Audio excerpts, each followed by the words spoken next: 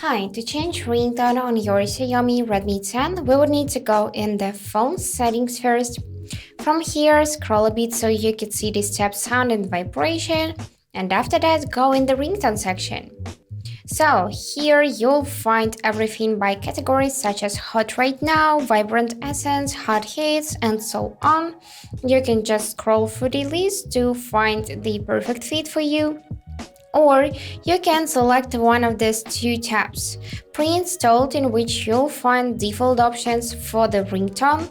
So here just check the system ringtones, scroll, and you can select something by tapping it like that,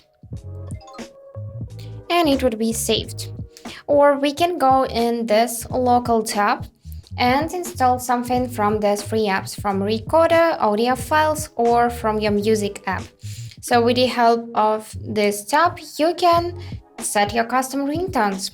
For example, let's go in audio files, and here I got this song, which I can simply select, tap the OK button, and now find it in my ringtones tab. And here, if I want to set it as my ringtone, I would need to tap the button to apply and confirm.